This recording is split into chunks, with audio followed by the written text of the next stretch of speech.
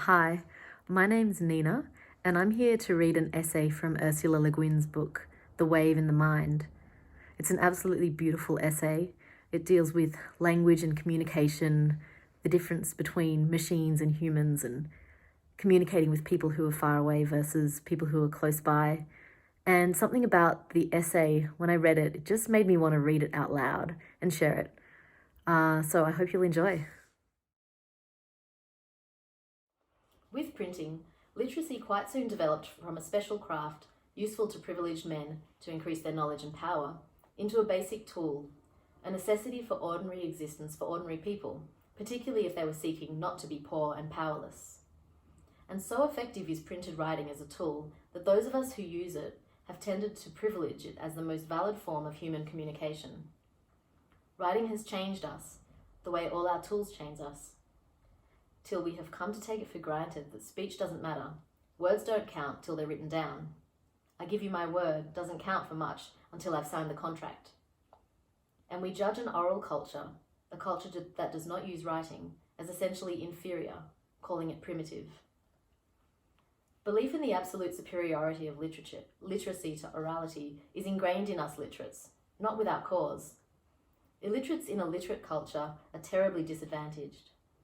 We have arranged our North American society over the last couple of centuries so that literacy is a basic requirement for full membership.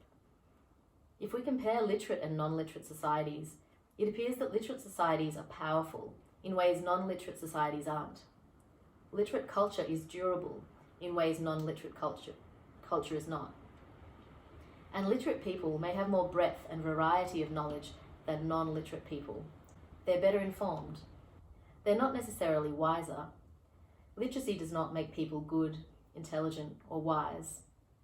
Literate societies are superior in some ways to non-literate societies, but literate people are not superior to oral people.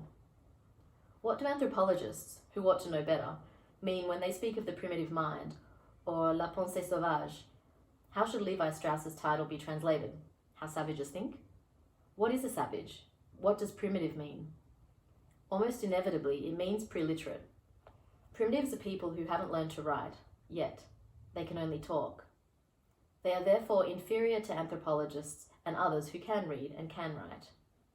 And indeed, literacy confers such power on its owners that they can dominate illiterates, as the literate priestly and noble castes dominated the illiterate medieval Europe, and as literate men dominated women as long as women were kept illiterate, as literate businessmen dominate illiterate inner city people, as English literate corporations dominate illiterate or non-English literate workers.